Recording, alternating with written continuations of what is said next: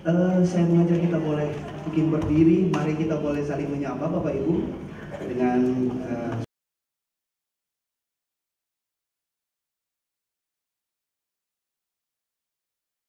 juga saling berbagi kabar ya Bapak Ibu. Sekaligus mungkin ya dapat berbagi pokok doa, karena sebentar seperti kita ketahui bersama di minggu yang ketiga kita diberi kesempatan untuk boleh saling mendoakan. Ya, bolehkah rekan-rekan yang di belakang agak maju ke depan supaya sebentar rekan-rekan yang terlambat, jemaat yang terlambat boleh mengambil tempat di belakang dan tidak mengganggu jalannya ibadah kita sebentar. Ya, terima kasih. Silakan duduk kembali Bapak Ibu. Kita akan memulaikan ibadah kita pagi ini, dan saya mengajak kita untuk sejenak berdiam diri dan mari secara pribadi kita berdoa kepada Tuhan. Kita memohon tuntunan Roh Kudus di dalam ibadah kita pagi ini. Mari berdoa.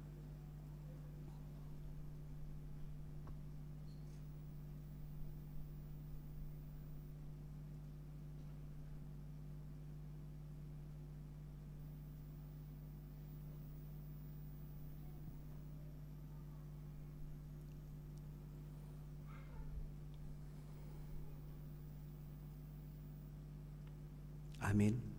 Mari jemaat diundang berdiri, sambutlah undangan Bapa. Dia yang memanggil kita untuk beribadah kepadanya. Aku hendak menyanyikan kasih setia Tuhan selama-lamanya, hendak memperkenalkan kasih setiamu dengan muku turun-temurun. Sebab kasih setiamu dibangun untuk selama-lamanya, kesetiaanmu seperti langit. Semua pria, ya Tuhan, Allah semesta alam, siapakah seperti Engkau?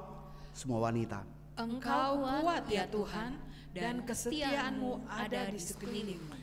Terpujilah Tuhan untuk selama-lamanya. Amin. Ya, amin. Jemaat yang dikasihi Tuhan, begitu besar kasih setia Allah bagi umatnya. Tidak pernah kurang dan tidak pernah berubah. Di dalam Kristus kasih Bapa menjadi sempurna. Kita yang percaya kepadanya beroleh kehidupan yang kekal. Jemaat Tuhan, mari melalui nyanyian pujian ini kita nyatakan keagungan kita kepada Allah, betapa kasih setianya yang sempurna dan tidak pernah berubah itu.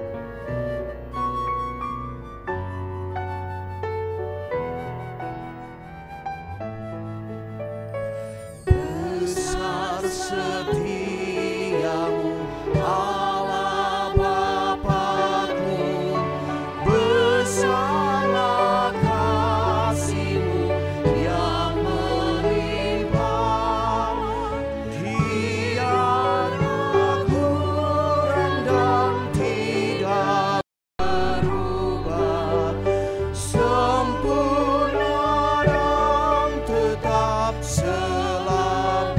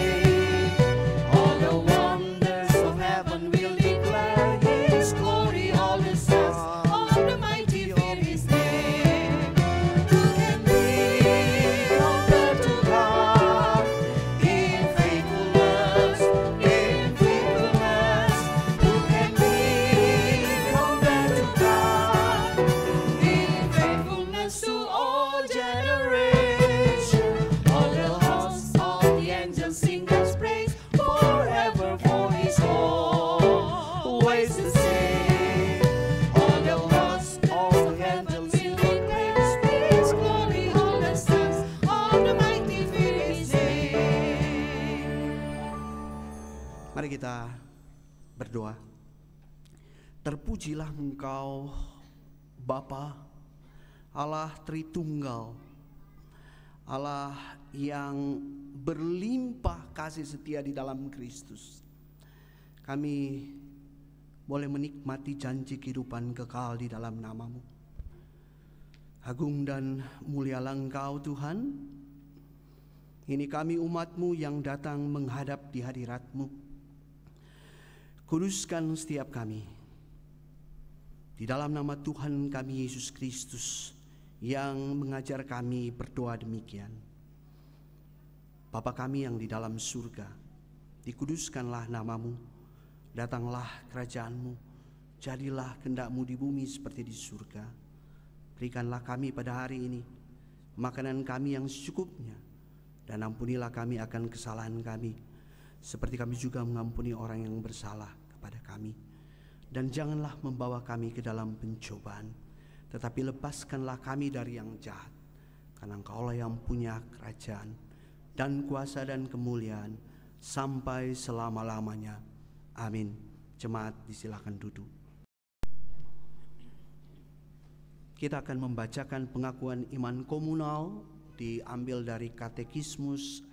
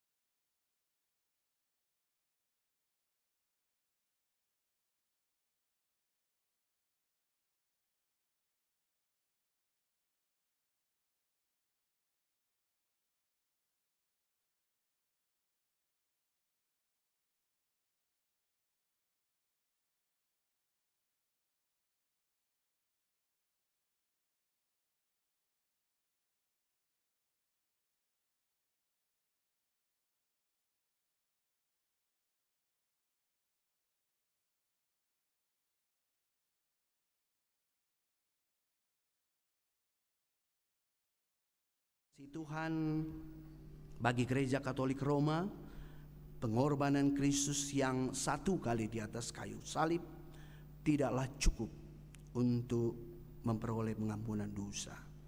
Karena itu hari ini pengakuan iman yang kita baca secara tegas menegaskan bahwa pengampunan sempurna atas segala dosa kita telah dilakukan Kristus dengan mempersembahkan dirinya satu kali saja di atas kayu salib. Hal itu sudah benar-benar cukup. Oleh karena kita telah dipersatukan dengan Kristus yang sekarang ada di sebelah kanan Sang Bapa, dan kita berbagian di dalam manfaat-manfaat dari pembasuhan yang hanya satu kali namun sempurna itu, yang telah Kristus persembahkan kepada Bapanya. Menyadari akan segala dosa dan kesalahan kita yang telah ditanggung oleh Kristus di atas kayu salib. Saat ini mari kita datang di hadapan takhta rahmat Allah di dalam ketundukan dan kesadaran akan setiap kesalahan dan dosa kita. Kita memohon Allah kiranya mampir mendengar doa kita pagi ini.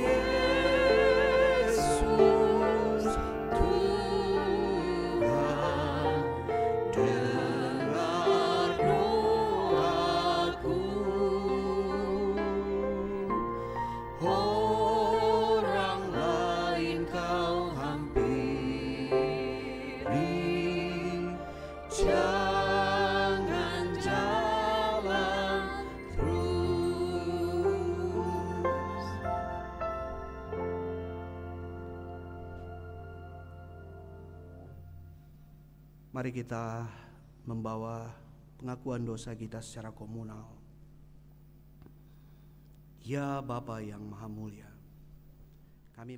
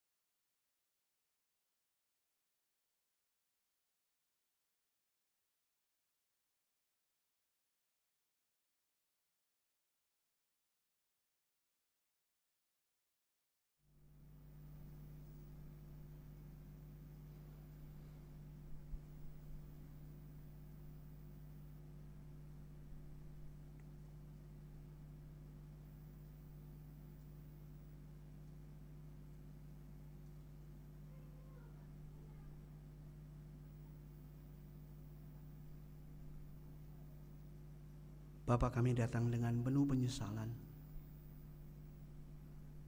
memohon pertolongan Tuhan. Kiranya Engkau mengampuni setiap dosa dan kesalahan kami. Kami bawa doa kami ini dengan perantaran Yesus Kristus Tuhan kami. Amin. Jemaat yang dikasihi Tuhan, dengarkanlah jaminan pengampunan dosa melalui Mazmur 130.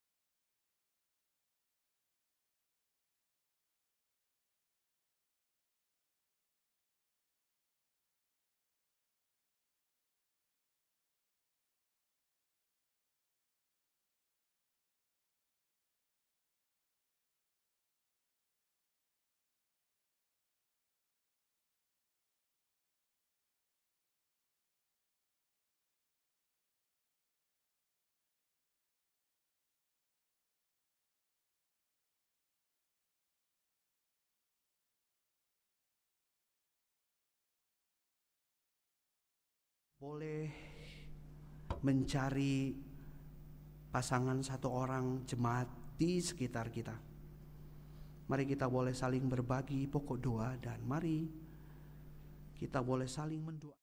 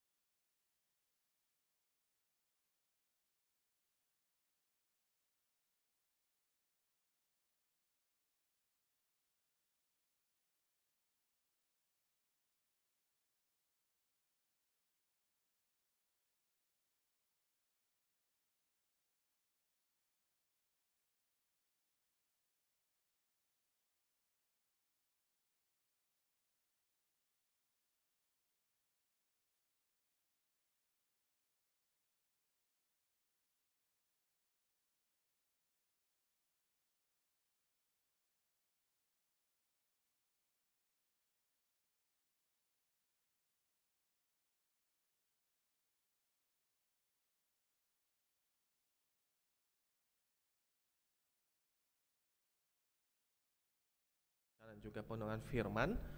Saya sedikit mungkin menjelaskan tadi ya di dalam bacaan mengenai Katekismus Heidelberg begitu. Nah, itu sudah dibuat beberapa ratus tahun di tengah-tengah iklim di mana sangat-sangat tajam ya di dalam semangat reformasi terhadap gereja waktu itu, gereja Katolik Roma. Nah, saudara, jadi ditegaskan mengenai beda antara misa dan perjamuan kudus. Saudara mungkin kalau pernah misalnya ke gereja Katolik, biasanya kan mengikuti misa atau ekaristi itu. Dan saudara, itu kenapa penting penyebutan, istilah, nama, karena di belakang itu semua ada doktrinnya, ada pengajarannya, ada maksudnya.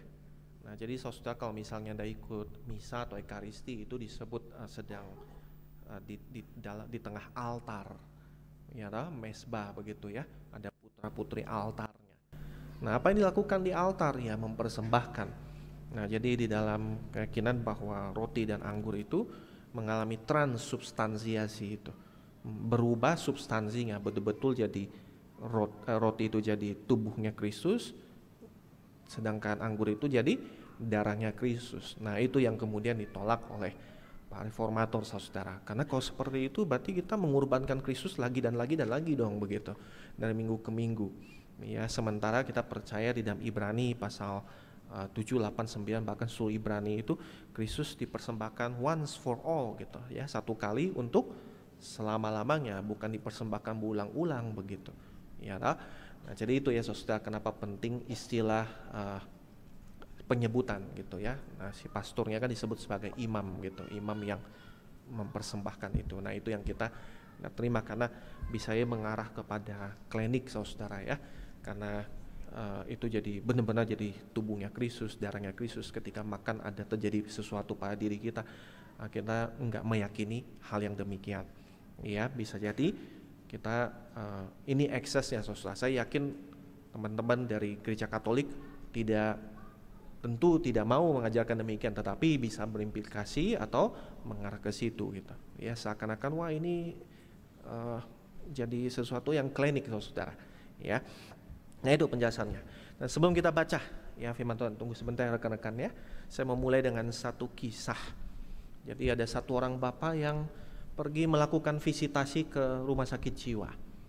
Ya, tempat orang-orang yang mengalami gangguan mental diobati. Nah, ketika dia jalan ya dituntun sama petugasnya ya, diajak keliling-keliling. Dia tiba di satu kamar, terus dia lihat di dalamnya ada satu orang cowok lagi nangis-nangis di tempat tidur gitu ya. Nona, kenapa kamu jahat sekali, kamu tega banget Nona gitu. Ya, dan kemudian si bapak itu tanya, Pak ini kenapa?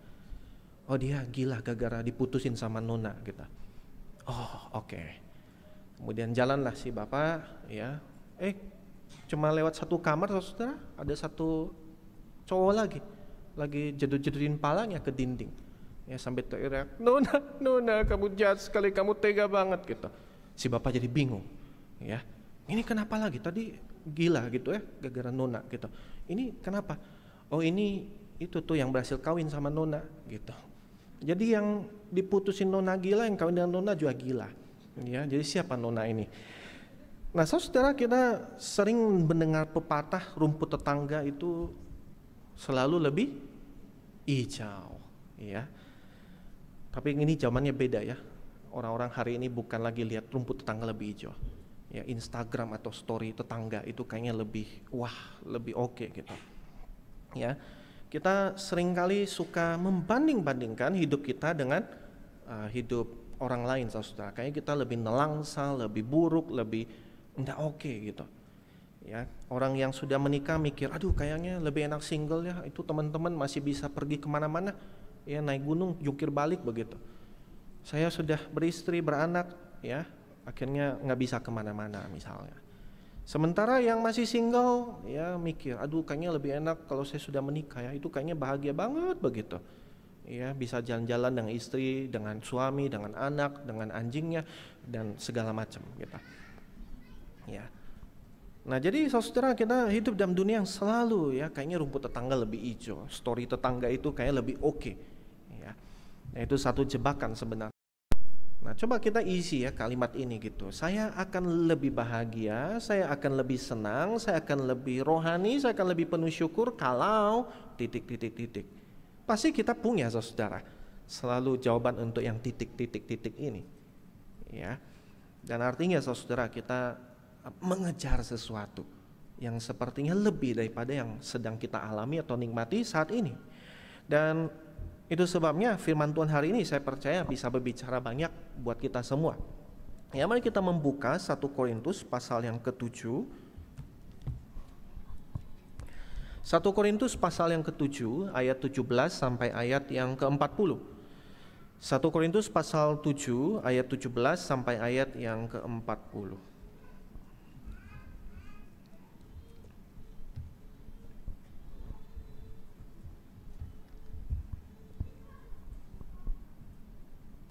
Mari sebelum kita membaca firman ini, kita berdoa terlebih dahulu. Ya Tuhan, kami saat ini hendak membaca merenungkan firman-Mu. Kiranya Engkau menolong kami, mencelikkan mata hati pikiran kami, agar kami sungguh-sungguh terarah kepada Engkau. Dan kami berdoa, terlebih daripada itu, kiranya sementara kami membaca, merenungkan firman, mendengarkan firman, kami rindu Kristus disingkapkan bagi setiap kami. Kami berdoa demi nama Tuhan kami, Tuhan Yesus. Amin.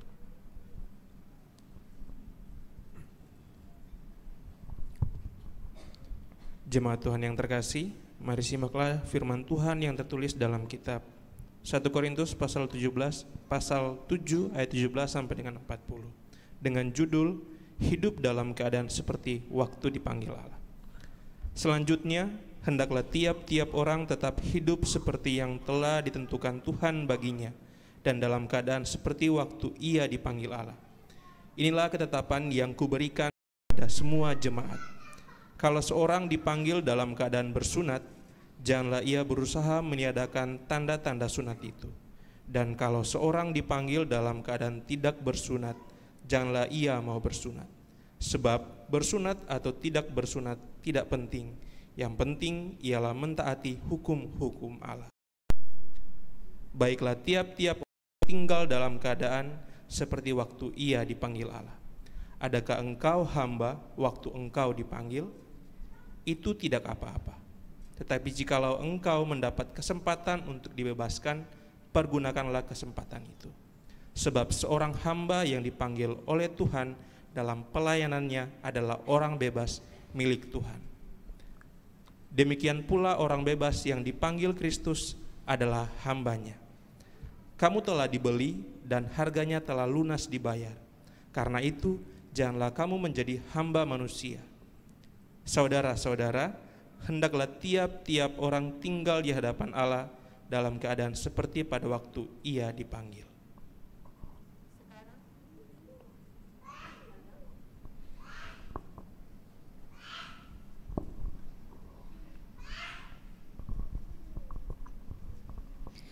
Sekarang tentang orang-orang yang belum kawin. Untuk mereka aku tidak mendapat perintah dari Tuhan. Namun aku memberikan pendapatku sebagai seorang yang dapat dipercayai karena rahmat Tuhan. Aku berpendapat bahwa mengingat waktu darurat sekarang, baiklah bagi manusia untuk tetap dalam keadaannya. Apakah engkau terikat pada seorang perempuan? Janganlah engkau mengusahakan perceraian. Apakah engkau tidak terikat pada seorang perempuan? Janganlah engkau mencari seorang. Namun, kalau engkau kawin, engkau tidak berdosa. Demikian pula kalau seorang gadis kawin, ia tidak berbuat dosa. Namun, orang-orang yang demikian akan ditimpa kesusahan badani, dan aku mau menghindarkan kamu dari kesusahan itu. Saudara-saudara, inilah yang kumaksudkan. Waktunya telah singkat. Karena itu, dalam waktu yang masih tersisa ini, orang-orang yang beristri harus berlaku seolah-olah mereka tidak beristri. Orang-orang yang menangis seolah-olah tidak menangis. Orang-orang yang bergembira seolah-olah tidak bergembira. Orang-orang yang membeli seolah-olah tidak memiliki apa yang mereka beli. Pendeknya, orang-orang yang mempergunakan barang-barang duniawi seolah-olah sama sekali tidak mempergunakannya. Sebab dunia seperti yang kita kenal sekarang akan berlalu. Aku ingin supaya kamu hidup tanpa kekhawatiran. Orang yang tidak beristri memusatkan perhatiannya pada hal-hal yang berhubungan dengan Tuhan. Bagaimana ia menyenangkan Tuhan? Sebaliknya, orang yang beristri memusatkan perhatian pada hal-hal duniawi. Bagaimana ia menyenangkan istrinya? Dan dengan demikian, perhatiannya terbagi-bagi.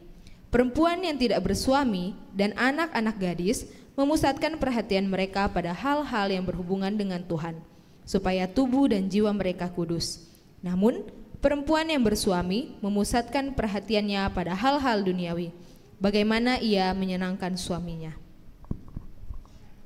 Semuanya ini kukatakan untuk kepentingan kamu sendiri, bukan untuk menghalang-halangi kamu. Sebaliknya, supaya kamu melakukan apa yang patut dan melayani Tuhan tanpa gangguan.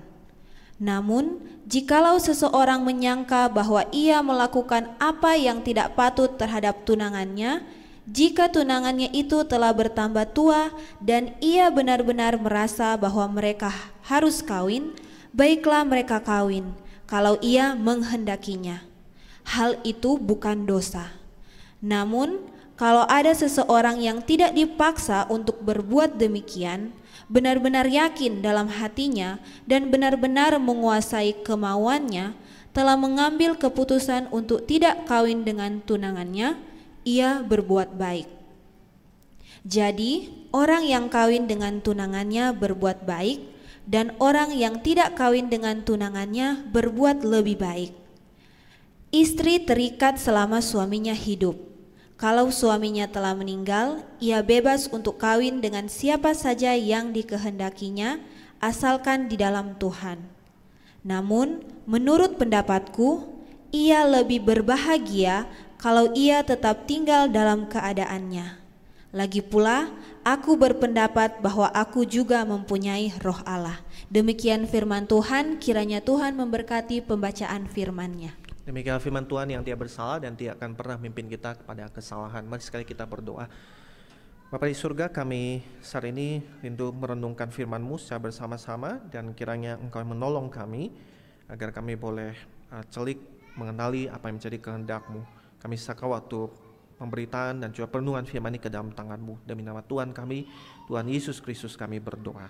Amin. Jadi saudara, di dalam teks yang kita baca dan perhatikan, yang cukup panjang ini, yang saya waktu persiapan saya pikir ini bisa buat 3 atau 4 khotbah, ya. Tetapi hari ini kita coba lihat secara makronya, ya. Jadi big picture-nya, nanti mungkin yang detail-detail di kesempatan lain. Nah, saudara, ketika kita tergoda untuk membandingkan diri, gelisah dengan kondisi hidup kita, dan berharap yang tadi, ya, kalau saya mengalami titik-titik, maka saya akan bahagia, ya, rumput tetangga lebih hijau tadi. Jawabannya bukan kita mengubah status kita, mengubah situasi kita, tetapi ternyata sangat-sangat sederhana apa yang Paulus bilang. Ya, dia bilang, ya, stay where you are. Tetaplah di dalam situasi yang telah Tuhan tetapkan buat engkau. Dan itu pesan pertama dari teks kita ini, ya. Nah, ada 3 R saudara yang saya ajak kita renungkan dari teks ini. Yaitu yang pertama ada remain, ya, tetap tinggal atau hidup dalam keadaan yang telah Tuhan tetapkan atau Tuhan tentukan. Saudara, di dalam bagian ini kalau Anda cermati, ya, Paulus mengulangi pesan itu sampai 3 kali, ya, di dalam paragraf yang pertama itu. Dan sebenarnya bahkan di sepanjang paragraf ini ada 5 kali muncul, ya. Nah, kalau kita membaca Alkitab dan kita menemukan ada pesan yang diulangi sampai 2 kali atau 3 kali, artinya itu penekanannya. Sama seperti kalau di rumah, ya, orang tua mengatakan sesuatu, ya, kalau lagi makan tolong jangan sambil ngomong, sambil bicara. Kalau diulangi sampai 3 kali, 4 kali, artinya itu pesan yang penting, saudara. Nah, ini diulang sampai beberapa kali, artinya ada satu penekanan. Di dalam ayat 17 dia bilang bahwa hendaklah tiap-tiap orang tetap hidup seperti yang telah ditentukan Tuhan baginya dan dalam keadaan seperti waktu ia dipanggil Allah. Ayat 20. Baiklah tiap-tiap orang tinggal dalam keadaan seperti waktu ia dipanggil Allah. Dan ayat 24, Saudara-saudara, hendaklah tiap-tiap orang tinggal di hadapan Allah dalam keadaan seperti pada waktu ia dipanggil. Dan kenapa ini diulang berkali-kali, saudaraku? Karena jemaat Korintus itu sedang mengalami satu spiritual anxiety.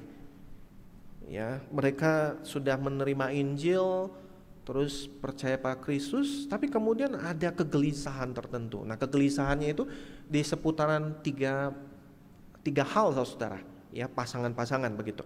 Yang pertama adalah soal Jews non-Jews, jadi Yahudi atau non-Yahudi. Kedua itu masalah orang merdeka atau tetap jadi budak. Yang ketiga itu masalah kawin atau enggak kawin. Nah, ini 3 hal yang dipaparkan di dalam teks ini. Jadi di antara orang yang dari background Yahudi, setelah percaya Tuhan Yesus mungkin kemudian berpikir, aduh, apakah saya masih harus tetap kemudian mempertahankan keyahudian saya? Dan itu pada saat itu ada orang-orang tertentu yang ketika mengikuti Olimpik, saudara ya, Olimpik pada saat itu ya lari, berenang dan segala macam, kebanyakan ya dilakukan dalam keadaan telanjang. Dan dikisahkan banyak orang Yahudi supaya enggak dihina itu menghilangkan tanda-tanda keyahudiannya. Jadi ada bedah tertentu untuk menghilangkan itu tuh ya bekas sunat. Saya nggak tahu gimana caranya dan nggak mau tahu, saudara. Ya, tapi yang jelas ada caranya dibedah supaya nggak kelihatan lagi dia Yahudi, ya, supaya mungkin tidak dihina-hina. Nah, sebenarnya mungkin ada orang-orang non Yahudi setelah percaya Tuhan Yesus, dia kemudian merasa oh ini datang daripada orang Israel, orang Yahudi. Perintah Tuhan adalah untuk bersunat. Nah, sehingga saya kayaknya perlu deh disunat. Nah, jadi ada isu-isu yang seperti itu. Sementara ada kaum-kaum budak ya merasa bahwa ini saya sudah percaya Tuhan Yesus, ini kok saya masih kerja sama orang kafir misalnya. Nah, jadi ada isu-isu yang demikian, saudara, sehingga membuat mereka kayaknya ada kegelisahan tertentu. Apakah jangan-jangan saya perlu bersunat atau enggak bersunat? Atau saya harus lepas dari Tuhan saya? Atau saya apakah harus menikah atau enggak menikah? Ini saya sudah menikah dengan pasangan yang enggak percaya, apakah saya harus ceraiin? Nah, jadi hal yang seperti itu, saudara, muncul di dalam komunitas orang Korintus ini.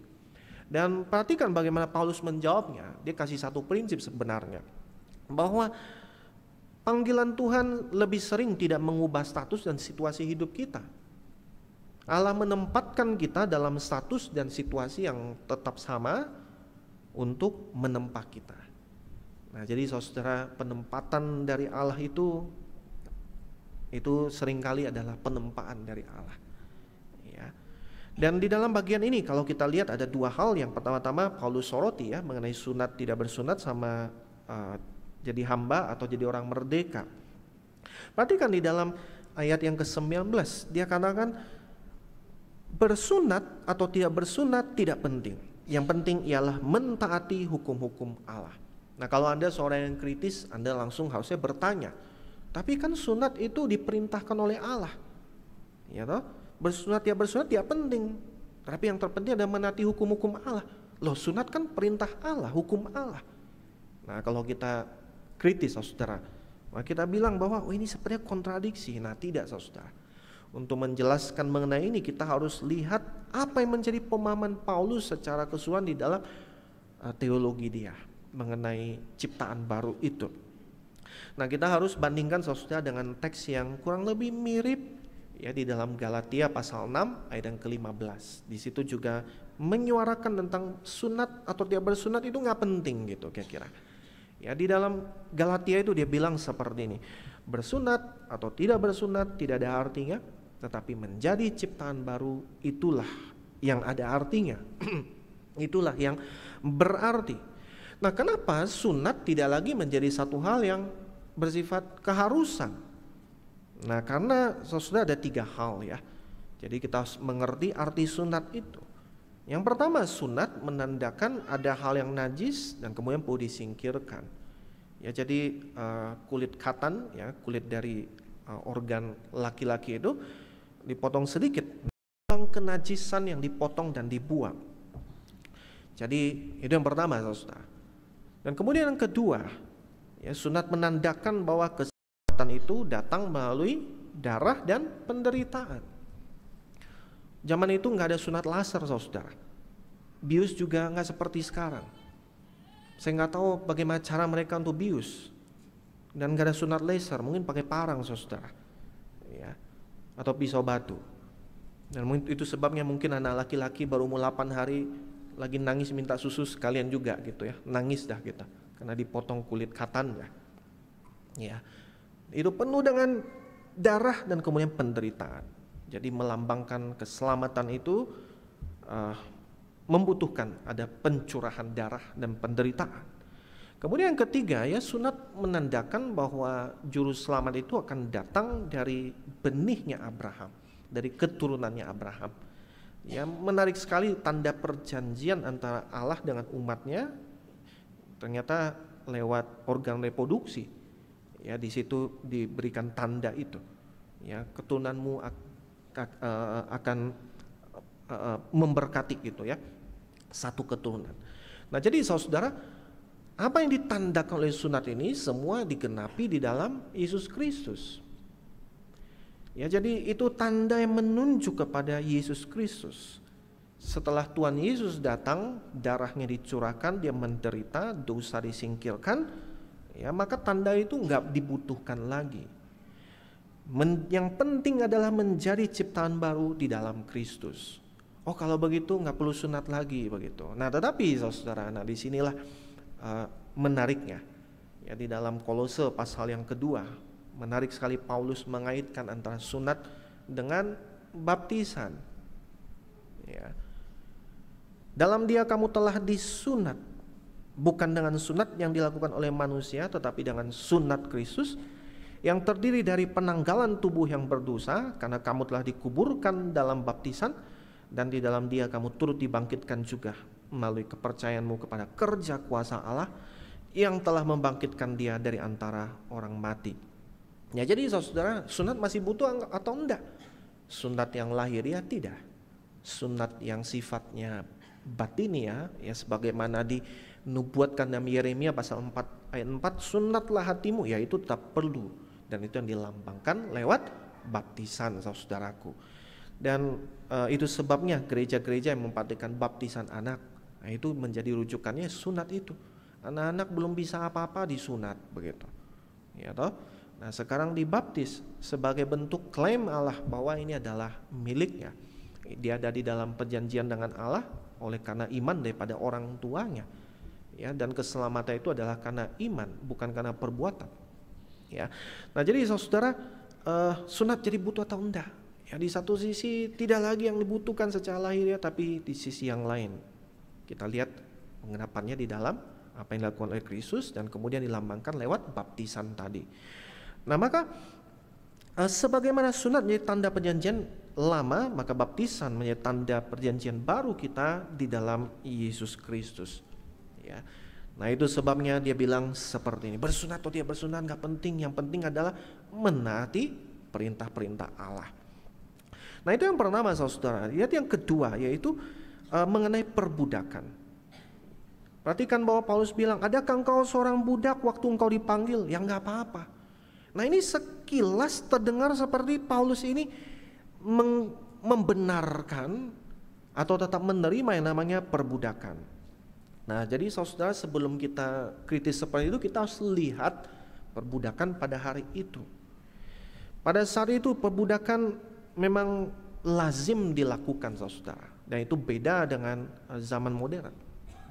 Kita hidup di zaman dimana ya kalau sakit mungkin ada asuransi, BPJS, ada jaminan hari tua. Tapi hari itu ya nggak ada saudara, nggak ada BPJS, nggak ada jaminan apapun, ya nggak ada jaminan sosial begitu. Dan banyak sekali orang-orang yang memang memilih untuk menjual dirinya sebagai budak untuk kerja dan orang-orang tertentu, dan bahkan itu terhormat. Ya, kalau jadi budak kaisar, budaknya gubernurnya, budaknya siapa, itu hidupnya lebih terjamin ketimbang nggak jadi budak siapa-siapa. Ya, nah jadi seringkali orang kemudian malah memilih untuk jadi budak. Nah, perhatikan bahwa Paulus bilang ya, kalau kamu bisa bebas, ya upayakanlah manfaatkan itu gitu. Ya, jadi dia tidak membenarkan, tapi juga tidak kemudian secara langsung terima aja begitu. Ya. Nah, fokus daripada Paulus bukanlah kebebasan sosial, bukan pula kebebasan finansial, tapi kebebasan secara spiritual, saudaraku. Ya, di dalam apapun kondisimu gitu. Yang penting adalah kamu adalah hambanya Kristus. Sebab kamu telah dibeli, harganya telah lunas dibayar. Oleh sebab itu jangan jadi hamba manusia. Apapun yang kamu kerjakan, lakukan seperti untuk Tuhan, bukan untuk manusia. Nah, jadi dengan kata lain, status sosial tidak menjadi penentu nilai kita secara rohani, secara spiritual. Yang membedakan bukanlah kita orang merdeka atau budak, kita orang yang disunat atau tidak bersunat, tetapi yang membedakan adalah engkau hambanya siapa, engkau miliknya siapa, engkau ada di dalam siapa. Dan dari hal ini saudara, kita bisa menarik satu hal yang penting, bahwa kita ditempatkan di dalam situasi apapun itu tidak lepas daripada kedaulatannya Allah, providensianya Allah. Kita nggak bisa memilih ya lahir di dalam keluarga yang seperti apa, ya tinggal di mana. Anda juga mungkin tidak ada pilihan, ya diutus kemana begitu, ditempatkan di mana.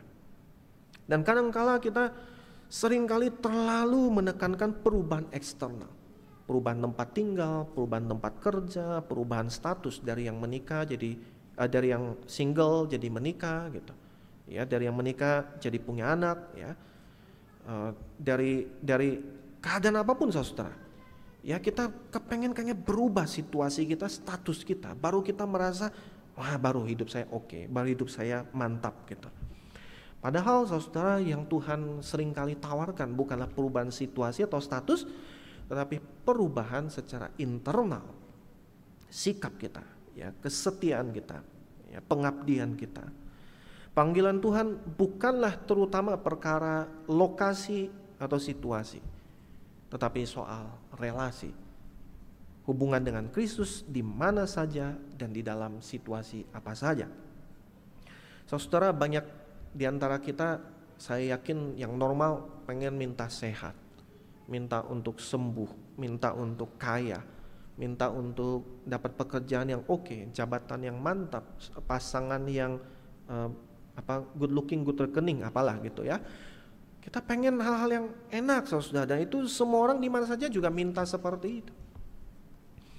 Tapi tidak banyak tuh yang mau jadi 4J di dalam Alkitab itu. Nggak ada yang mau jadi Joseph, Yusuf. Dipanggil Tuhan, dipakai Tuhan, tapi ya dijual sama saudara-saudaranya. Kerja di tanah asing, terpisah dari keluarga puluhan tahun. Nggak ada yang mau jadi Job, Ayub, yang harus nguburin anaknya 10 saudara. Tapi ya dipakai Tuhan gitu. Nggak ada yang mau jadi Jeremiah, ya Yeremia. Nabi Yeremia yang dibilang sebagai nabi tukang meratap, tukang nangis gitu. Karena kehidupannya nelangsa banget begitu. Dan lebih sedikit bahkan tidak ada yang mau jadi Jesus. Meninggalkan kemuliaan surga, datang ke dalam dunia, lahir dan ditempatkan ya di dalam palungan, lahir dari keluarga yang biasa-biasa saja, dan harus menjalani ketaatan sampai mati di atas kayu salib. Saudara sekalian, panggilan Tuhan buat kita semua berbeda-beda. Dimanapun kita ditempatkan saat ini, kita pun melihat Allah sedang menempa kita. Allah sedang menempa kita. Saat ini mungkin kita mengalami situasi pekerjaan, keluarga, ya atau relasi yang sulit atau tidak mengenakan. Apapun itu saudara. Tapi satu hal yang mungkin di dalam keadaan-keadaan seperti itu yang perlu kita pikirkan berulang-ulang, bukan rumput tetangga lebih hijau. Wah, saya bakal lebih happy kalau saya pindah ke Tomohon gitu. Atau dari Tomohon pindah ke Manado, atau di Manado pindah ke HO misalnya ya, atau dari HO pindah ke Mars gitu, ya kan? Dari saya akan lebih bahagia kalau misalnya saya jadi pengusaha, nggak kerja sama dia. Saya akan lebih bahagia kalau saya pindah kerja di sini dan di situ. Saudara, mungkin di dalam keadaan-keadaan seperti itu, panggilan Tuhan bagi kita ada remain, stay where you are. Dan bergumul bahwa Tuhan bisa memakai saya di dalam situasi saya pada saat ini. Dan Saudara, setelah kita paham bahwa panggilan Tuhan seringkali tidak mengubah status atau situasi kita, ya, kita akan melangkah lebih jauh, merenungkan panggilan hidup kita itu secara lebih bijak. Nah, itu kalau R yang pertama ya, remain. Nah, sekarang kita R yang kedua yaitu reflect itu. Kita perlu merenungkan dan menjalani panggilan kita itu dengan bijak. Ya. Bagaimana kita ketika menghadapi kehidupan, kalau dalam kasusnya Paulus di sini dia beralih kepada situasi orang yang lajang, kepengen kawin atau yang setelah kawin harus bagaimana gitu. Nah, jadi dia di dalam bagian ini dia memberikan topik yang sangat relevan bukan hanya jemaat Korintus tapi saya percaya bagi kita semua. Perhatikan dia bilang bahwa untuk orang-orang yang belum kawin, untuk mereka aku tidak mendapat perintah dari Tuhan, namun aku memberikan pendapatku seperti seorang yang dapat dipercaya karena rahmat Tuhan. Perhatikan saudara, ini bukan berarti Paulus itu sedang bilang bahwa Tuhan nggak kasih petunjuk soal ini gitu. Tapi maksudnya adalah dia tidak ada kutipan dari Tuhan, tidak ada kutipan dari Tuhan Yesus perihal hal ini. Ya, yang secara terang-terangan atau secara ada quote-nya gitu, enggak ada. Nah, tetapi Paulus dia menyampaikan berdasarkan hikmat daripada Allah, hikmat daripada Roh Kudus itu, memberikan satu panduan nasihat yang bijak itu. Nah, saudara, kita seringkali waktu baca Alkitab sukanya cari rules gitu. Pak, saya boleh enggak misalnya minum cap tikus gitu ya. Pak, saya boleh enggak merokok gitu. Pak, saya boleh enggak apalagi ya kasih persembahan itu enggak ke gereja misalnya, ya toh? Nah, kita suka cari pertanyaan-pertanyaan yang jawabannya itu di Alkitab kalau bisa boleh atau enggak. Tapi Alkitab isinya enggak seperti itu, saudara.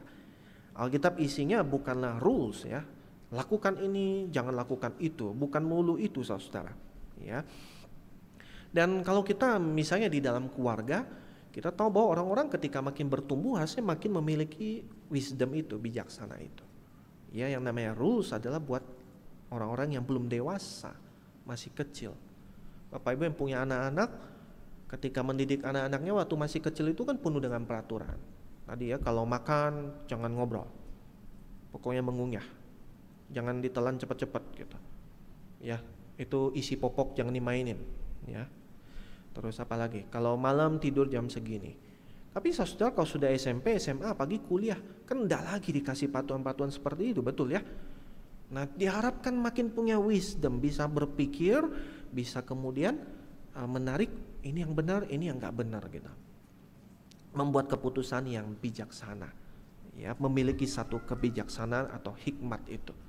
Dan sama seperti dalam kehidupan sebagai orang percaya, kita juga diharapkan semakin bertumbuh, semakin memiliki bijaksana untuk membedakan manakah yang menjadi kehendak Allah, apa yang berkenan pada Allah, apa yang baik, apa yang sempurna.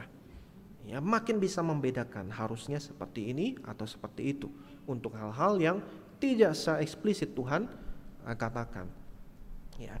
Nah, itu yang kemudian Paulus lakukan di dalam bagian ini. Saudara perhatikan di dalam ayat 26 dia bilang ya mengenai orang yang kawin tadi ya.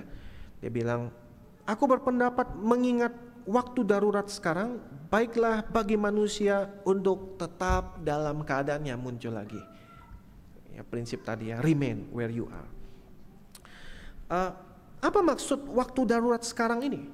Nah, kemungkinan besar maksud Paulus itu adalah dia mengacu pada konteks penderitaan yang entah sedang berlangsung ataupun akan berlangsung buat orang-orang Kristen di hari itu.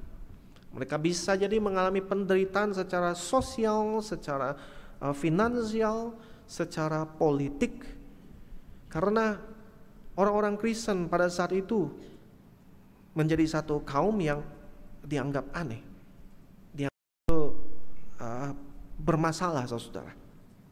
Ya, di Yerusalem ditolak.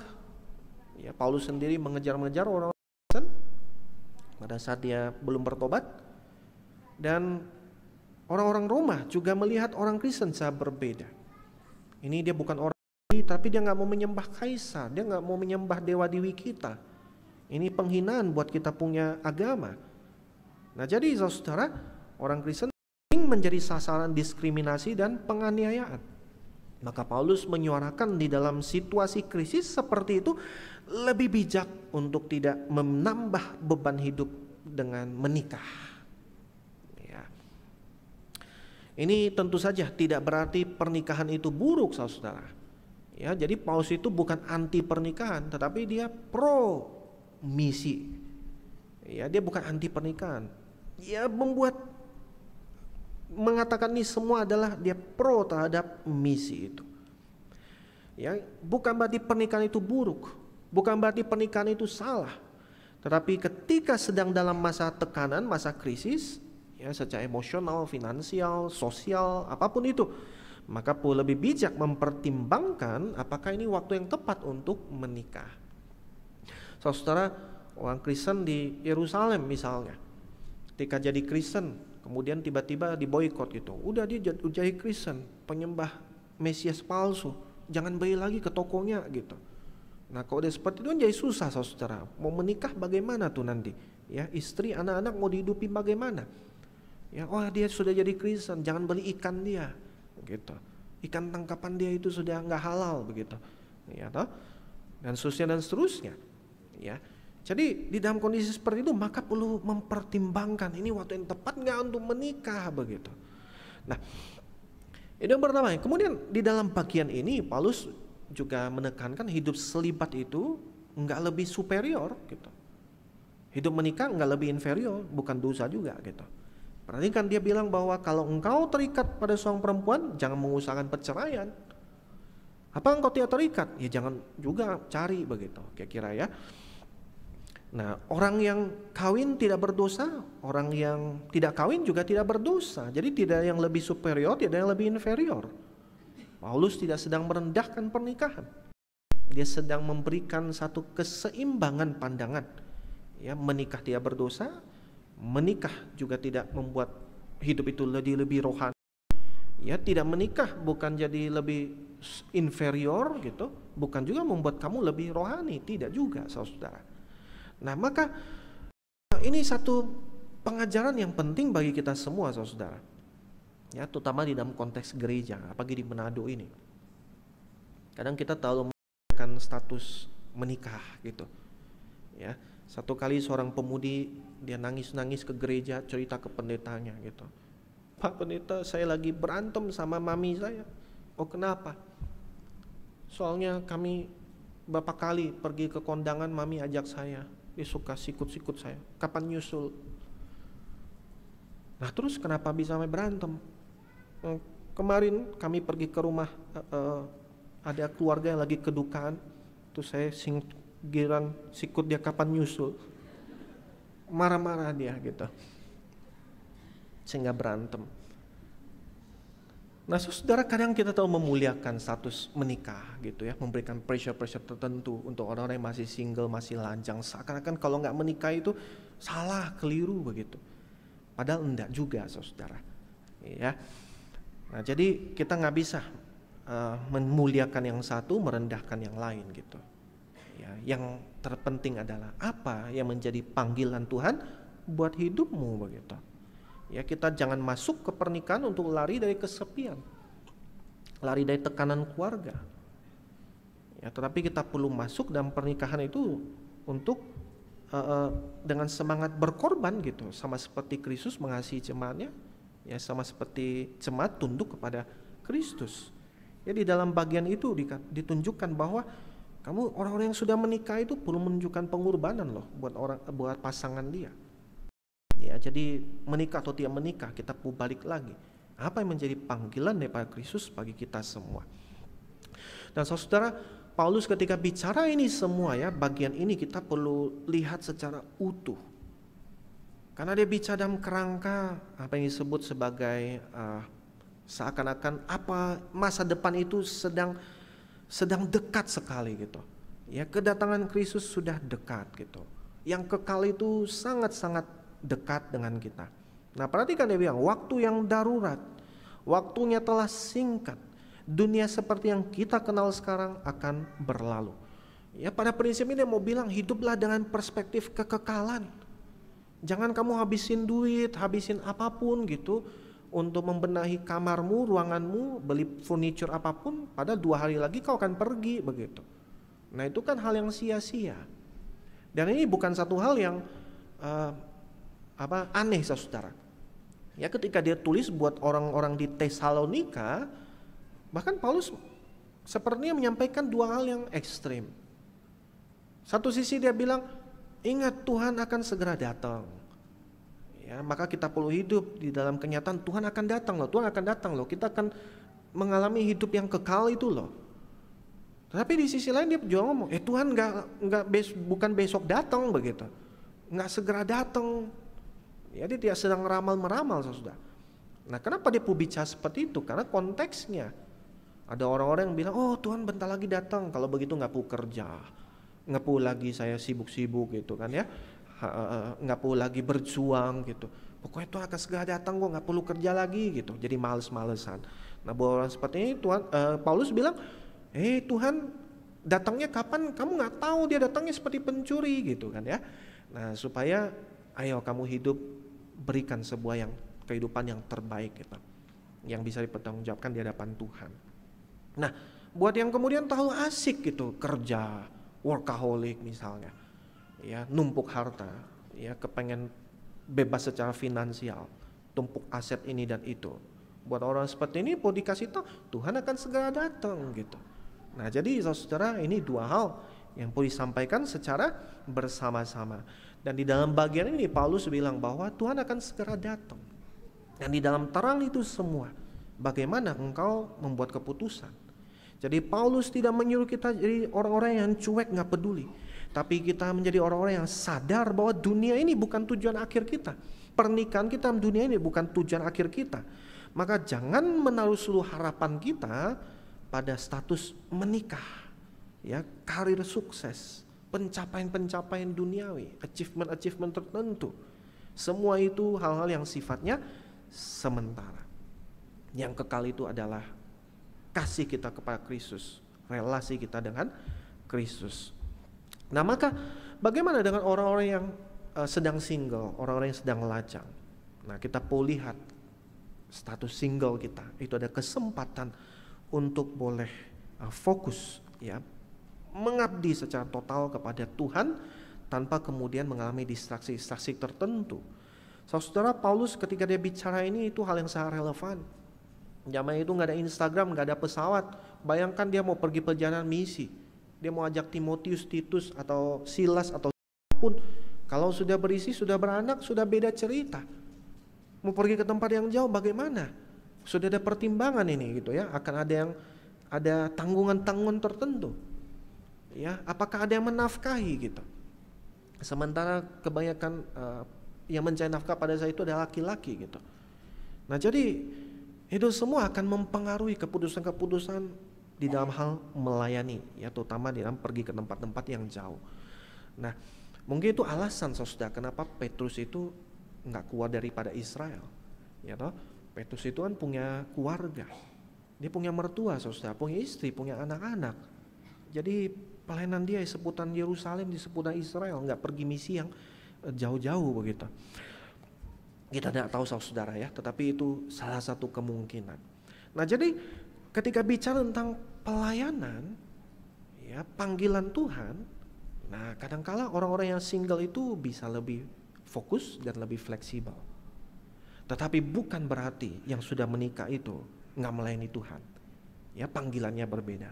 Saya melayani Tuhan lewat keluarga saya, lewat istri saya, lewat suami saya, lewat saya melayani anak-anak saya. Maka kita perlu lihat bahwa ini Paulus bukan sedang membuat aturan keharusan bahwa orang-orang ya udah hidup lajang aja. Enggak, saudara. Ya, di dalam ayat 35 dia bilang, semua ini kukatakan untuk kepentingan kamu sendiri, bukan untuk menghalang-halangi kamu, sebaliknya supaya kamu melakukan apa yang patut dan melayani Tuhan tanpa gangguan.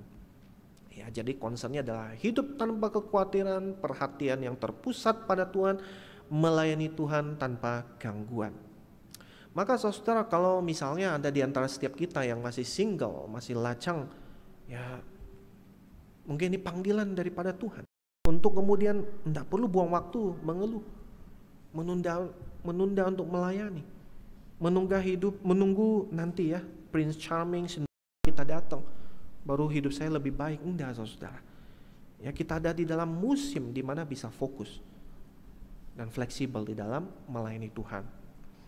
Kalau di antara setiap kita ada yang sudah menikah, maka ya hormatilah relasi itu. Itu bukan satu hal yang salah, bukan hal yang dosa. Ya, dan di dalam relasi itu pun kita bisa melayani Kristus dan harus melayani Kristus saat dalam relasi itu. Kalau kita sedang bingung soal masa depan, ya jangan buru-buru. Aduh, saya kayaknya harus menikah tahun depan atau 2 tahun lagi. Ya, jadi jangan buru-buru saudara. Tapi yang kita tanyakan adalah apa yang bisa saya lakukan untuk memuliakan Kristus di dalam dan lewat keadaan saya sekarang. Apakah saya bisa memuliakan Kristus lewat menikah? Apakah saya bisa memuliakan Kristus lewat menunda menikah? Apapun jawabannya saudara, kita kembali membutuhkan hikmat daripada Tuhan. Saudara bayangkan kalau seandainya Anda dikasih sepetak tanah 2 hektar misalnya. Kemudian dikasih sekantong benih. Lalu kemudian yang Anda lakukan justru malah sibuk liatin tanahnya orang lain. Ih bagus ya dia punya labu siam, nilamnya gitu. Ada irigasinya gitu. Ya. Oh bagus ya di situ dia bikin kolam renang, ada kolam ikan dan segala macam. Sementara tanah kita sendiri nggak kita garap, benih kita nggak kita tabur saudara. Ya jadi bayangkan Paulus sedang bilang bahwa sudah jangan pandangi ladang orang lain. Garaplah ladangmu sekarang. Sirami, rawat karena Tuhan menempatkan kamu dan Tuhan sedang menempa kamu. Itu yang kedua saudara. Jadi remain, kemudian reflect, dan yang terakhir refocused. Arahkan perhatian kita kembali lagi dan lagi kepada kehendak Tuhan. Saudara, pilihan untuk menikah atau tidak itu harus didasarkan pada fokus untuk menyenangkan Tuhan, bukan tekanan budaya, bukan pula dorongan emosi. Kalau kita perhatikan di sana ya, Paulus kemudian unculin lagi pertanyaan yang praktis ya. Kalau misalnya ada seorang yang menyangka dia melakukan tidak patut terhadap tunangannya, ketuanya telah bertambah tua dan seterusnya, maka kalau dia harus kawin ya sudah kawin aja, itu tidak dosa. Nah jadi yang Paulus soroti di dalam ayat terakhir itu ada 2 hal ya, mengenai relasi pertunangan sama relasi seorang janda gitu. Apakah harus kawin atau bagaimana? Nah perhatikan saudara, Paulus balik lagi dia tidak mengutuk pernikahan. Dia tidak melihat pernikahan itu lebih rendah, enggak ya. Seakan selibat itu lebih oke, enggak. Menikah itu baik, tapi yang jelas bukan karena dipaksa, bukan karena terpaksa, bukan karena tekanan sosial, bukan karena rasa enggak enak hati, atau bukan karena nafsu yang tidak terkendali, tetapi harus karena panggilan Tuhan. Ya. Dan ketika bicara tentang seorang janda, saudara, dia katakan dia mau menikah lagi, silakan. Kalau pasangan dia telah meninggal, silakan dia boleh menikah dengan siapa saja yang dikehendakinya. Tapi perhatikan, asalkan di dalam Tuhan, seorang percaya, seorang Kristen, ya. Maka saudara, apa yang Paulus sampaikan di sini kita boleh sarikan bahwa setiap orang percaya bebas untuk membuat keputusan, termasuk mengenai menikah atau tidak menikah, ya menikah lagi ketika pasangan meninggal ataupun tidak. Tapi keputusan itu harus diambil berdasarkan hikmat ilahi, harus berdasarkan di hadapan Tuhan, ya. Dan dia menegaskan lagi dan lagi bahwa asal orang itu di dalam Tuhan, orang percaya. Artinya pernikahan bukan soal cinta semata, tapi juga kesatuan iman. Dan balik lagi dalam ayat 40, Paulus mengakhiri dengan mengatakan, menurut pendapatku ia lebih berbahagia kalau ia tetap tinggal dalam keadaannya, stay where she or he is, di mana dia berada saat itu, remain. Maka di dalam konteks darurat tadi ya, konteks di mana ketika orang Kristen itu gampang dizolimi, gampang kemudian disakiti, gampang mengalami kesulitan-kesulitan secara sosial, finansial, dan seterusnya, maka dia bilang tidak menikah itu bisa jadi pilihan yang lebih bijaksana, kata Paulus, saudara. Ya, pada saat itu, kondisi itu.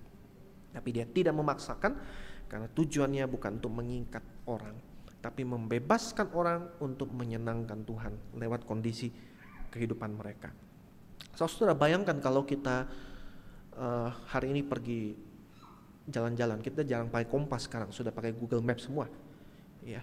Tapi andaikan saudara kita mengarah ke barat sambil bawa kompas. Kompasnya akan mengarah ke utara ya. Ada utaranya gitu. Kita walaupun jalan ke barat. Kalau kita jalan ke timur bawa kompas, ya kompasnya itu akan ada arahnya tetap ke utara. Jalan ke selatan juga sama ya, kompasnya tetap diarahin ke utara.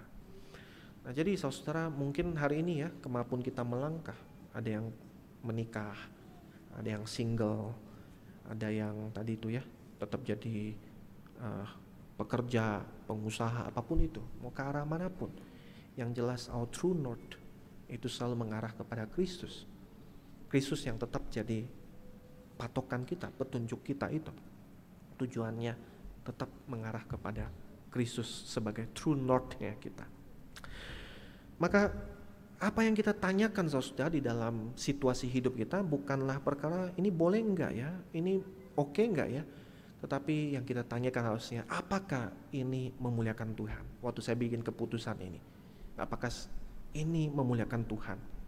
Mau pindah kerja, mau stay, mau mengajukan lamaran ke sini dan ke situ, ya terserah saudara. Yang kita tanyakan adalah apakah ini memuliakan Tuhan sebagai patokan kita. Dan ketika kita membuat keputusan-keputusan besar ataupun kecil, maka buatlah itu bukan berdasarkan tekanan-tekanan sosial, tekanan budaya, tetapi pada pimpinan Tuhan. Apa yang paling bijaksana menurut bimbingan daripada Tuhan itu.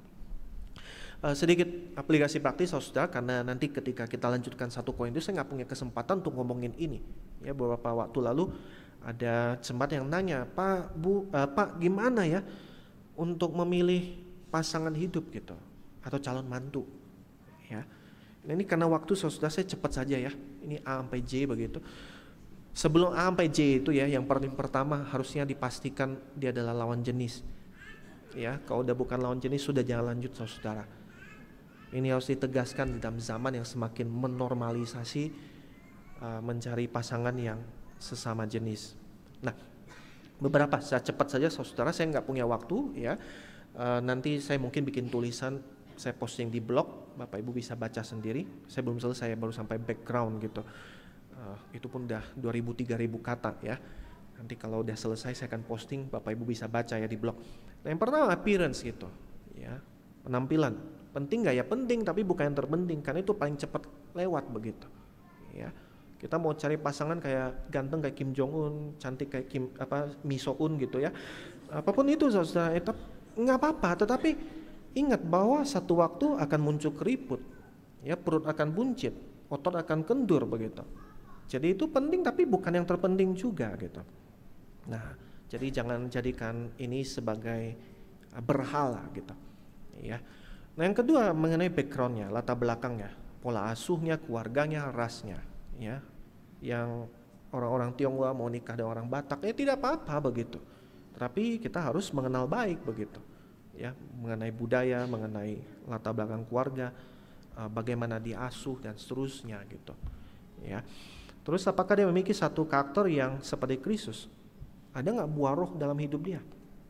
Apakah ia bertumbuh dalam kasih, kesabaran, kemurahan, pengendalian diri dan seterusnya. Kemudian D-nya ya, doktrinnya, doxologinya, discipleship-nya. Apakah ia memiliki dasar iman yang sehat? Dia ke gereja apa enggak? Dia dimuridkan apa enggak, saudaraku? Dia aktif nggak dalam komunitas Kristen, pelayanan atau enggak? Dia Tuhan nggak dalam kehidupan sehari-harinya? Ya, dia orang yang cinta Tuhan nggak? Kira-kira seperti itu. Ya, secara doktrin gimana? Nah, nanti jangan misalnya setelah menikah ternyata kan ada perbedaan, itu akan membuat kesulitan-kesulitan tertentu. Ya, yang satu percaya bahwa pokoknya kalau sakit doa aja. Nah, nanti yang satu percaya bahwa Tuhan bisa menyembuhkan orang lewat dokter, lewat obat-obatan. Nanti kalau anak sakit gimana, saudara? Ya, toh? Nah, jadi hal seperti ini harus kemudian kita coba cari tahu. Kemudian yang I-nya, eagerness to learn, ya. Ada niat nggak, semangat untuk bertumbuh, belajar gitu. Dia terbuka nggak terhadap masukan, bersedia berubah nggak? Cukup sehat nggak secara emosional untuk membangun relasi yang mature gitu ya, dewasa. Kemudian F-nya, faithful in all things. Kata Tuhan Yesus, barang siapa setia dalam perkara-perkara kecil, ia setia juga dalam perkara-perkara besar. Dia konsisten nggak dengan janjinya? Dia bertanggung jawab nggak dalam hal pekerjaan, pelayanan, keluarga, dan komitmen lainnya? Ya. Lalu kemudian G-nya, godly counsel, ya. Jadi nasihat yang saleh, bukan nasihat yang salah. Jadi jangan cari nasihat dari teman-teman peer kita, saudara.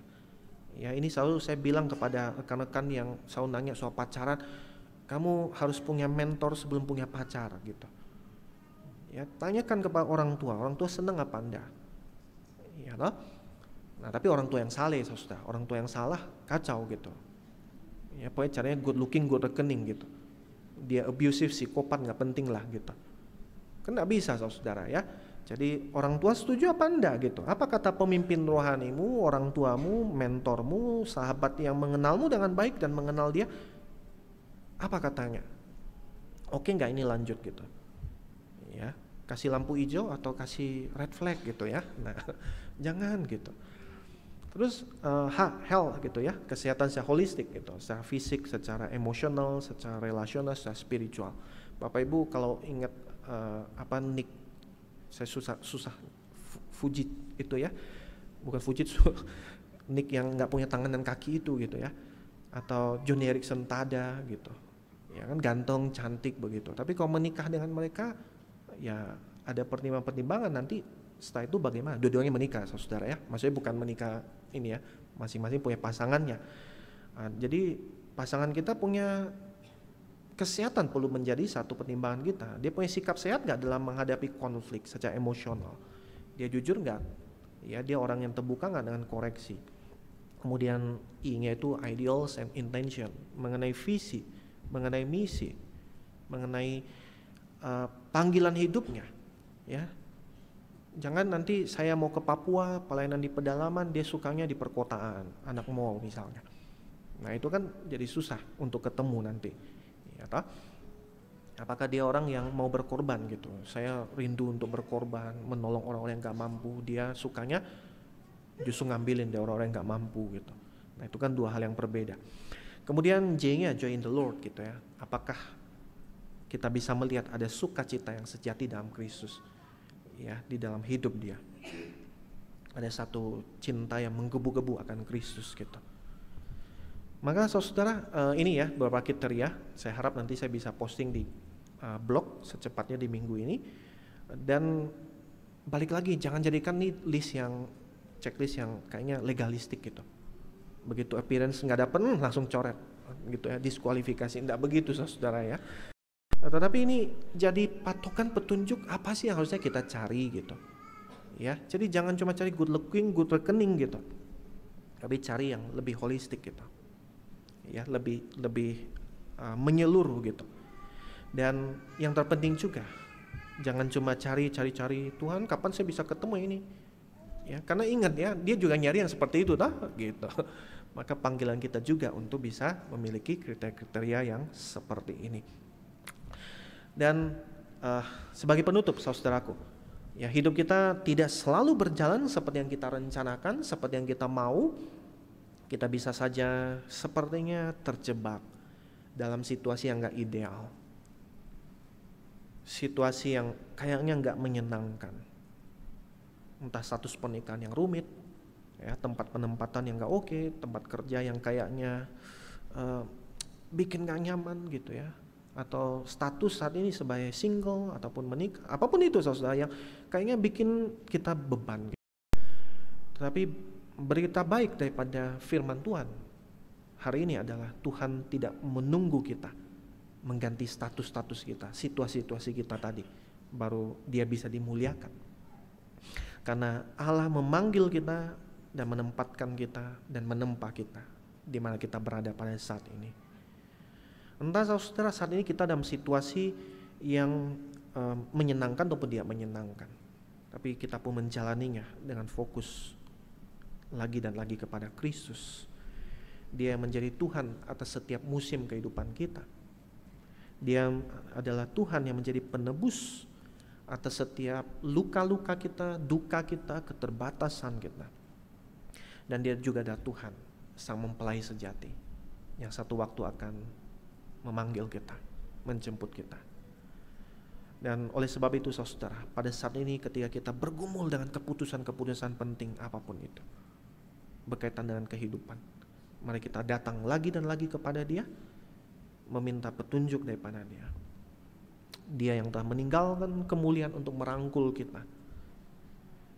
Dia yang telah mengalami kehidupan sebagai manusia, hidup di dalam segala ketundukan, ketaatan sampai mati di atas kayu salib dengan penuh penderitaan. Dia Tuhan yang sama yang bisa mengerti pergumulan-pergumulan kita, apapun kita bawa kepadanya. Dan saat ini panggilan Kristus yang telah menebus kita itu, tinggallah di dalam aku dan aku di dalam kamu. Hidup kita bukanlah perkara mencari status yang terbaik, tetapi mengekspresikan Kristus yang hidup di dalam kita itu. Dan biarlah kiranya lewat kehidupan kita, apapun itu status kita, situasi kita, Kristus dimuliakan, Kristus dicitrakan, Kristus diceritakan. Amin. Mari kita berdoa.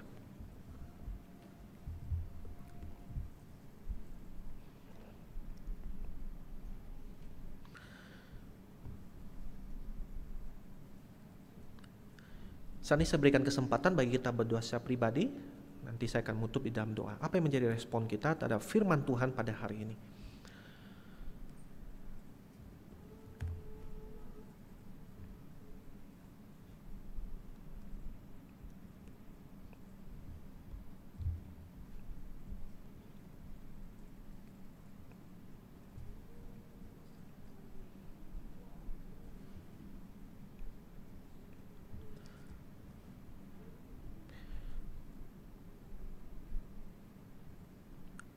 Ya Tuhan, kami percaya di dalam situasi kehidupan apapun, status kehidupan seperti apapun, Engkau Tuhan yang berdaulat. Tidak ada yang terjadi pada diri kami di luar daripada rencanamu, kehendak-Mu. Dan ajar kami untuk setia dimanapun Engkau menempatkan kami. Ajar kami untuk melihat itu semua sebagai penempaan daripada Engkau. Dan ketika kami harus membuat keputusan-keputusan penting, baik berkaitan dengan memilih pasangan hidup, menikah, pindah pekerjaan, apapun itu ya Tuhan, kami rindu Engkau memberikan kami hikmat bijaksana, kemampuan untuk mengambil keputusan-keputusan yang terbaik di hadapan Engkau dan bersama dengan Engkau.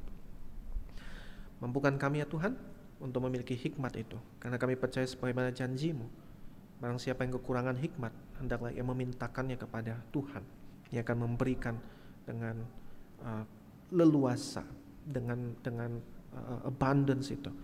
Kami saat ini berdoa pada Engkau, biar kiranya firman yang telah kami baca dan renungkan bersama boleh Engkau meteraikan di dalam kehidupan setiap kami. Kami berdoa demi nama Tuhan kami, Tuhan Yesus Kristus. Amin. Saudara, sebagai respons kita terhadap firman Tuhan, saat ini saya mengundang kita berdiri. Bersama-sama kita akan menaikkan satu pujian yang mengingatkan kita bahwa Tuhan, Dia adalah Tuhan sumber segala pengharapan. Dia Tuhan yang dari sejak kita buka mata di pagi hari sampai kita menutup mata tidur di malam hari, yang harusnya menjadi visi kita, menjadi patokan kita, pegangan kita, petunjuk kita dimanapun kita berada. Pada saat kita bangun, pada saat kita bekerja, pada saat kita sedang berkeluarga, pada saat kita bahkan sedang tidur, biarlah Tuhan Dia yang menjadi segala-galanya bagi kita. Lord of all hopefulness.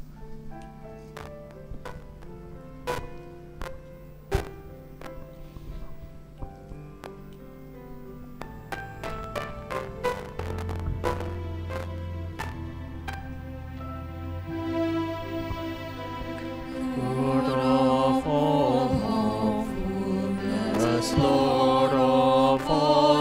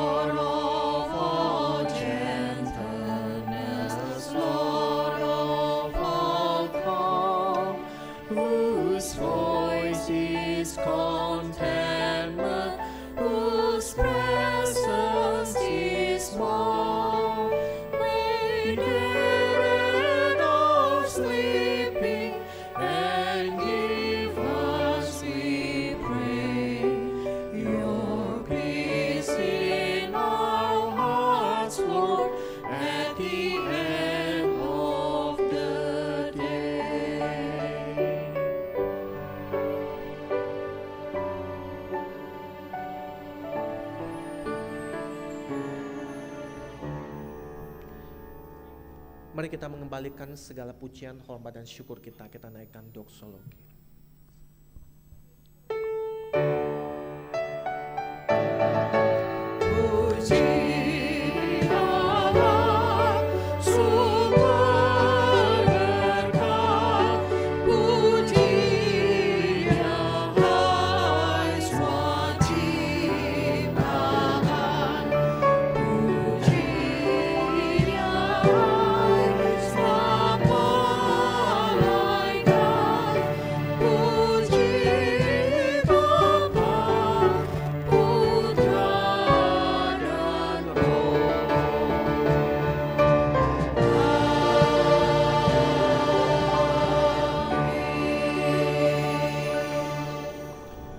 Bapak Ibu Saudara dan juga adik-adik sekalian, di penghujung ibadah ini Tuhan mengutus setiap kita kembali ke dalam kehidupan kita masing-masing. Biar kita menjadi kehidupan kita sebagai satu perjalanan menuju kepada Tuhan dan bersama dengan Tuhan. Tuhan bersama-sama setiap kita sejak kita membuka mata sampai kita menutup mata. Tuhan bersama dengan kita di dalam setiap situasi dan status kehidupan kita. Ketika kita bekerja, berkeluarga, apapun yang kita kerjakan, lakukan, katakan, kiranya Kristus dimuliakan, Kristus ditinggikan, Kristus diceritakan, Kristus diberitakan. Dan terimalah berkat yang daripada Allah Tritunggal. Kiranya kasih karunia Tuhan Yesus Kristus, cinta kasih Allah Bapa, persekutuan Allah Roh Kudus menyertai setiap kita, mulai dari hari ini sampai selama-lamanya. Amin.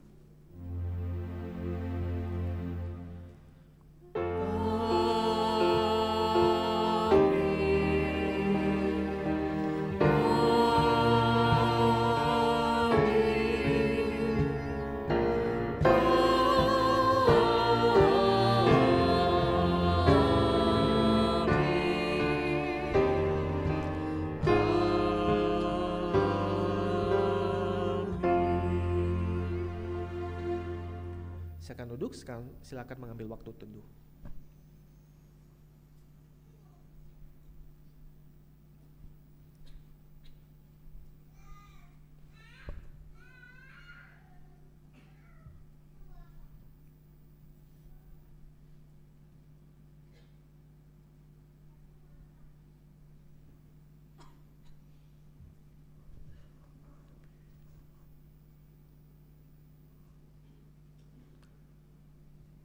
Baik, sebelum saya menyampaikan Bapak Warta, pertama-tama saya menyampaikan terima kasih untuk rekan-rekan yang telah terlibat dalam pelayanan pada hari ini, ya, sebagai liturgis, singers, pemusik, usher, teman-teman di tim sound multimedia. Terima kasih untuk pelayanannya. Dan saat ini saya juga mau menyambut kalau di antara Bapak Ibu Saudara ada yang baru pertama kali hadir beribadah di Christ Chapel Manado. Bolehkah Bapak Ibu yang sudah sering ke CCM berdiri sebentar? Yang sudah sering ke CCM tolong berdiri. Ya, lihat ke kanan kiri, kalau nggak ada yang berdiri berarti itu baru datang. Oh, ada ya, ada yang baru datang ya. Selamat datang ya. Kami menyambut dengan sukacita untuk rekan-rekan baru datang ya. Boleh disalamin ya di sebelah kanan kiri, tolong sambut ya. Selamat datang, selamat beribadah bersama-sama di Christ Chapel Manado. Kami dengan sukacita menyambut kalau belum ada tempat beribadah yang tetap ya. Silakan duduk kembali. Kalau seandainya Bapak Ibu, saudara, adik-adik belum ada tempat ibadah yang tetap, kami mengundang untuk bisa beribadah bersama-sama di Christ Chapel Manado setiap hari Minggu jam 9 pagi di Hotel Aduta ini di ballroom lantai 6.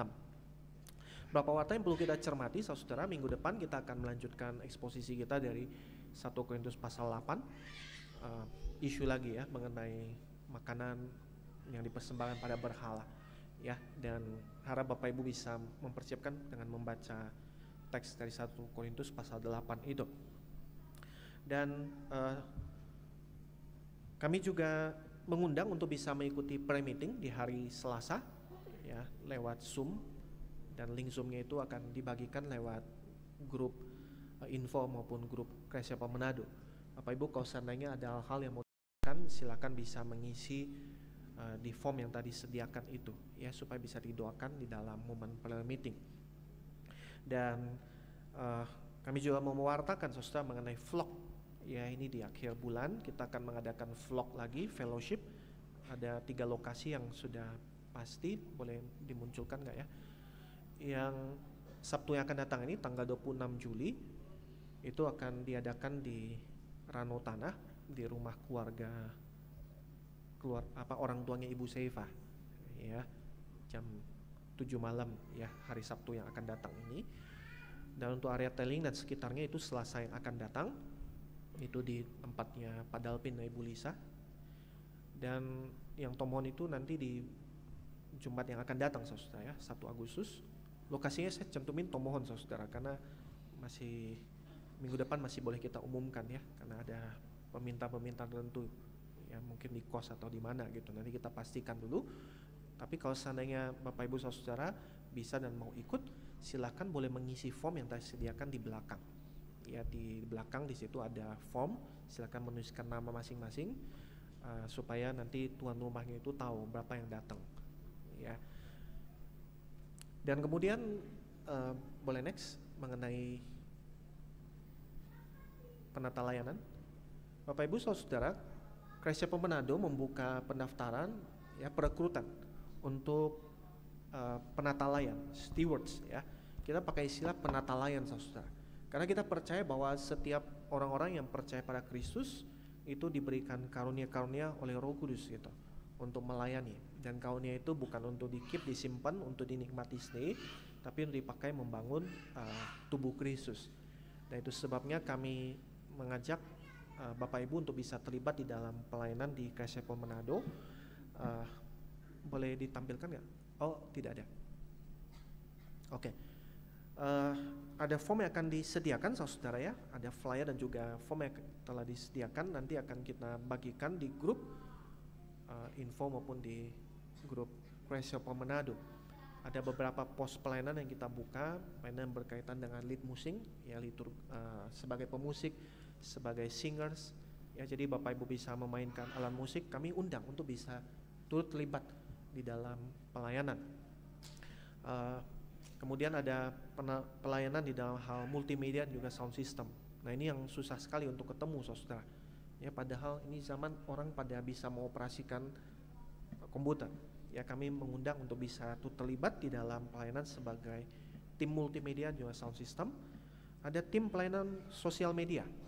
Nah ini Bapak Ibu yang suka posting, suka bikin story dan segala macam, kami mengundang untuk bisa terlibat di dalam tim sosial media, bantu kita membuat konten-konten yang bisa kita post, bisa jadi berkat bagi followers maupun buat orang-orang pada umumnya. Nah ini ya, boleh digedein kah?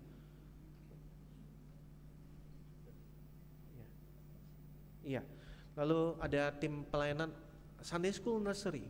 Ini butuh guru-guru sekolah minggu. Ya, kita membutuhkan pengajar-pengajar, terutama saudara yang pria. Iya, bapak-bapak, mari turut berbagian di dalam mengajar anak-anak sekolah minggu, juga untuk anak-anak teens gitu. Ya hari ini jomplang sekali kalau cuma perempuan begitu ya. Mari para kaum pria kita juga bisa terlibat di dalam pelayanan sebagai gugus sekolah minggu, ya sebagai pengajar-pengajar, sebagai kakak pembimbing. Kita juga membutuhkan pelayan-pelayan di dalam pelayanan sebagai tim prayer meeting, ya di dalam tim sakramen. Kita membutuhkan orang-orang yang membantu membawakan nampan, mengkoordinasikan prayer meeting, ya dan banyak-banyak lainnya saudara. Ya ini pos-pos yang kita buka. Silakan kalau Bapak Ibu ada yang tergerak, silakan bisa nanti mengisi form ya. Itu ada QR code. Nanti Bapak Ibu silakan scan, nanti langsung diarahkan ke formulir pendaftarannya itu. Ya, silakan centang bagian pelayanan yang mau dikerjakan atau dilakukan. Ya, tentu berdasarkan sekali lagi karunia yang Tuhan kasih. Ya, jangan ada tulis keyboardis begitu. Padahal main keyboardnya nggak bisa, saudara. Namanya ngerjain gitu kan ya. Nah, jadi sesuai dengan karunia kemampuan yang Tuhan sudah kasih. Kita nggak cari orang-orang yang perfect saudara, maestro. Ya sama seperti list tadi A sampai C kan, jangan cari yang perfect, itu kan cuma untuk panduan gitu. Nah di dalam pelayanan juga sama saudara, kita nggak cari yang perfect, tapi orang-orang yang mau belajar dan mau bertumbuh, mau berkembang gitu. Pak saya cuma bisa main piano baru grade 6, oh itu udah bagus sekali gitu ya.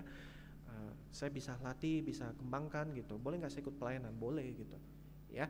Jadi mari saudara kita bisa turut terlibat di dalam pelayanan, memakai setiap karunia yang Tuhan kasih untuk membangun tubuh Kristus. Dan setelah ini kita akan ada fellowship, ya fellowship dewasa akan dilakukan di sini. Bapak Ibu bisa keluar dari ruangan ini mengambil kopi atau teh dan kembali ke dalam ruangan ini. Kita akan mendiskusikan, nanti ada pertanyaan, panduan diskusi yang akan dibagikan untuk fellowship youth, bisa mengikuti para kakak pembimbingnya. Untuk nursery Sunday School silakan mengikuti para guru sekolah minggu di tempat yang telah disediakan. Dan kalau Bapak Ibu saudara ada hal yang mau didoakan mengenai apapun, silakan bisa menghubungi kami para elders. Kami akan menyediakan waktu untuk mendoakan kalau seandainya ada yang butuh didoakan. Mari kita bisa meninggalkan ruangan ini sambil bersalaman satu dengan yang lainnya.